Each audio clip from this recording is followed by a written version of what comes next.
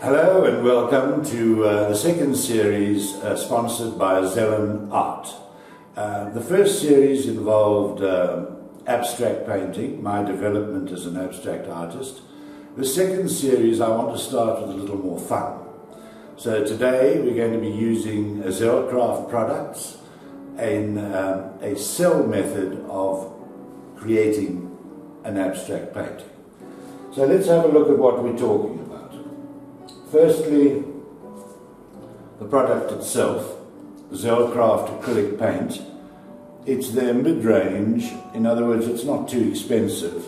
So most students would use this, or people at the Technicon, etc. A very good quality mid-range acrylic paint. During this process, well, let me go through the products we're going to be using first. So here we've got a Zellen acrylic pouring medium. Now the clever thing about the pouring medium is that it doesn't dilute the paint, the quality of the paint. It keeps the intensity of color in suspension, not like water. Water would actually just liquefy and dilute the paint itself. So we use the Zellen acrylic pouring medium.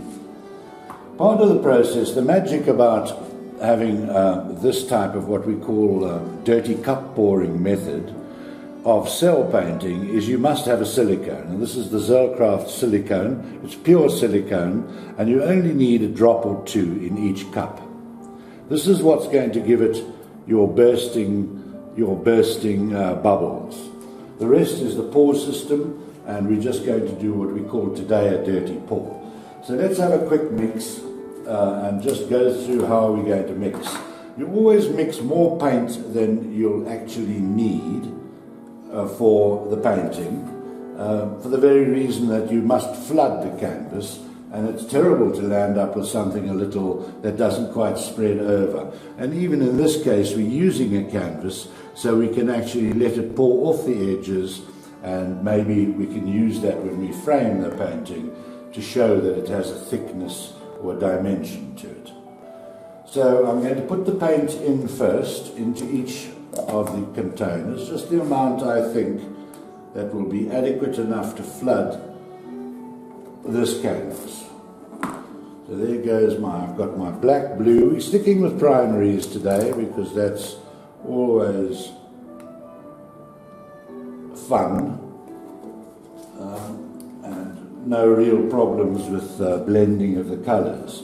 I'm a cup short here, so I'm going to just, you can see more or less.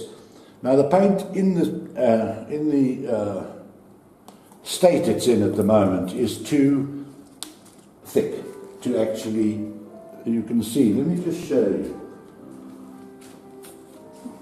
So you can see the paint is globular, it doesn't pour at all. So what we're going to do is, I'm a cup short, so just let me hold on. What cup short I am is my white. Now always, obviously white, we need double the amount of white than any other color. Now funnily enough, although white is a highlight and one would imagine it sits on top of a painting, in actual fact its hygroscopic rating is heavier than other colors. Therefore white actually sinks to the bottom in this particular process. I'm not a scientist, but something along those lines, okay? So here we go, we pour almost double the amount of white.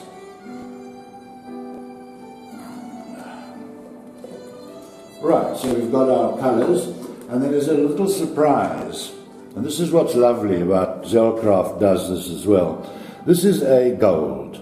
They do a metallic range, they do an iridescent sort of illuminous pearl range, and they do their solid color. So this is the Zellen gold, and again we're not going to be mixing this with any suspension medium, because I want to use it just to pour over the painting. Once we've done it, I'm just going to dribble some gold dots. And then, by the way, we would be going into this process with our handy hot air regime. Now I'm using a hairdryer, but most people have a proper little heating tool. But this is right at the end of the painting. I give it a light hot air blow, and then it actually activates the silicone to cause the bubbles and to help the flow.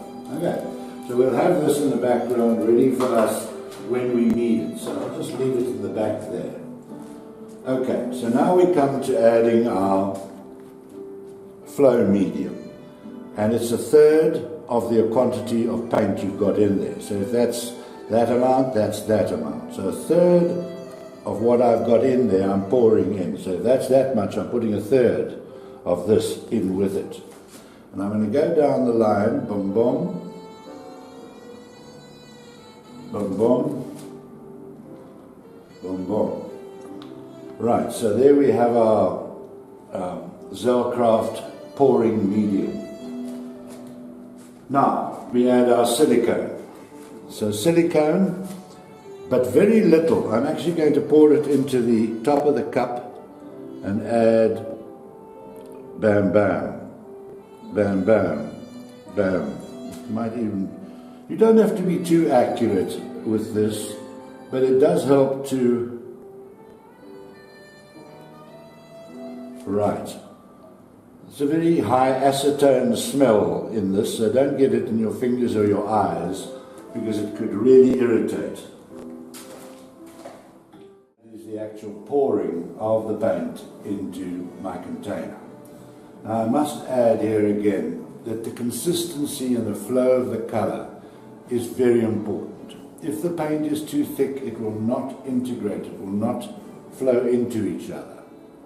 So your consistency of your paint has got to be fluid, it's got to be running, that it allows itself, because when we start manipulating it, that's what we want. We want our colours to blend without going to brown. That's important. So make sure the consistency of each colour, just by swirling it I can see that we've got a fairly good blend there, and I'm checking every one just to make sure that nothing's congealed or hardened in the meantime. Just checking, that's good, and that's good.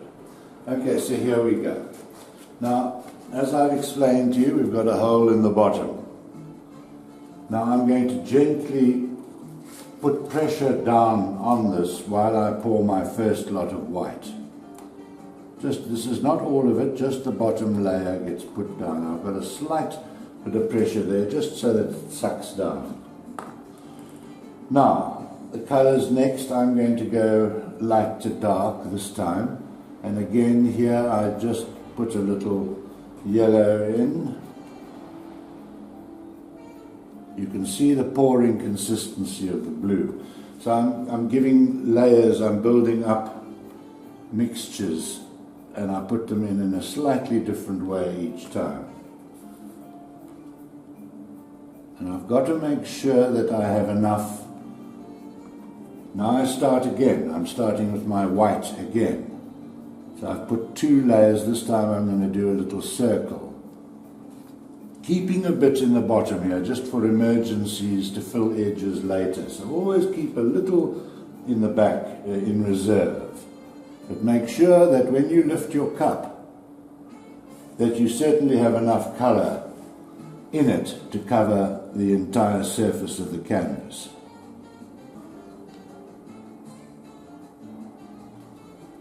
So I've got about half a cup at the moment, and I'm going to need, I think, a little more. So I'm not going to be, I want rather too much than too little. So I'm going to make sure that I've got too much. I'd rather it spill off the edges and not actually reach the outside of the canvas.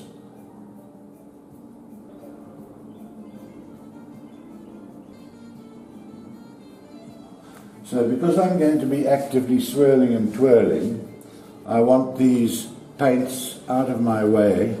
Then finally, just as a bit of fun, and this is purely for fun, I'm going to add some straight. This is a beautiful Zellcraft gold. And I'm just going to put 1 blob in the middle, just for fun. I haven't added any mediums to this, so the paint should run around it. I haven't put any flow mediums.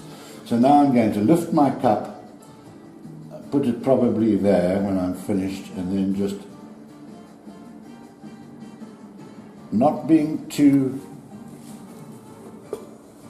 Now, here comes the fun part, right? So now I've got it out here. I'm going to just slowly see the cells forming.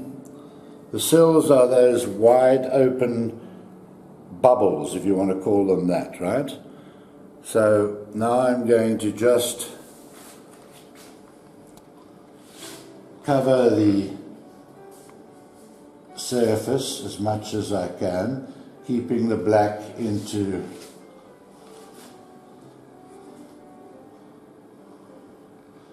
and you know, sometimes one doesn't have to even do too much. I am not going to leave the edges. I'm taking it back over here now because this is my spill board. I'm going to actually drip it to the edges because I don't just like this ball of colour in the middle. So we're going to just put it off the edge there, boom, that's reached the edge. I'm taking it down to the bottom here now.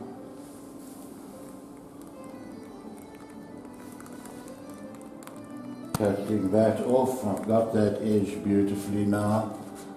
So now I'm waiting for this bottom corner here on the right.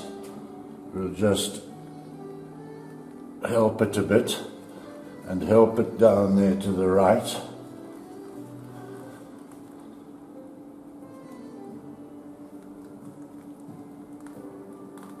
Just want this area now to cover that. I can cover this later with some red or some dominant colour.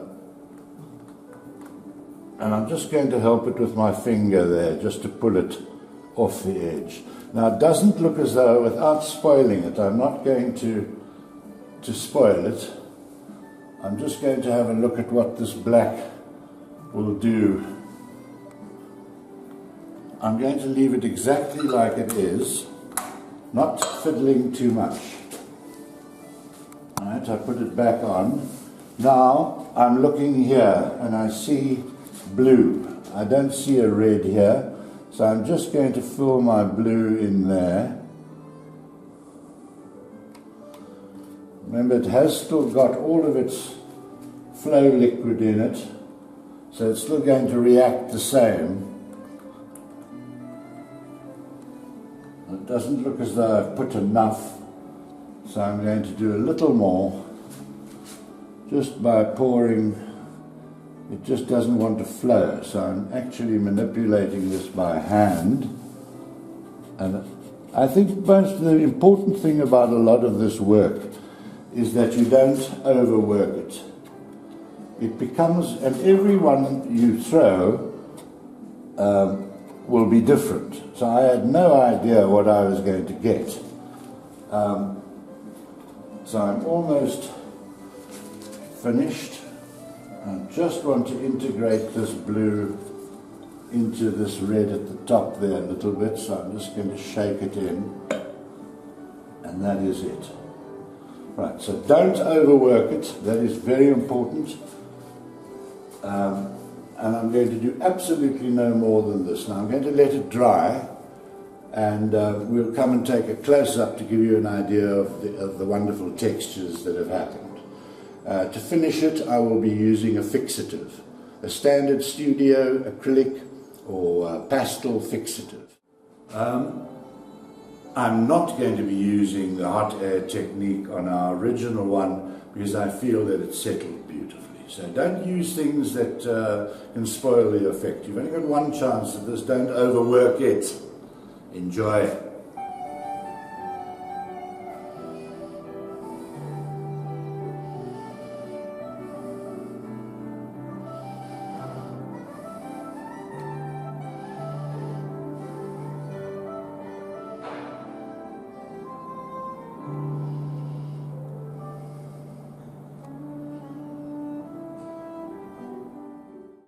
So from me, Grant Preston, on behalf of Zellen, thank you very much for being with us, and I hope you can have as much fun as I've had today. Next time, bye.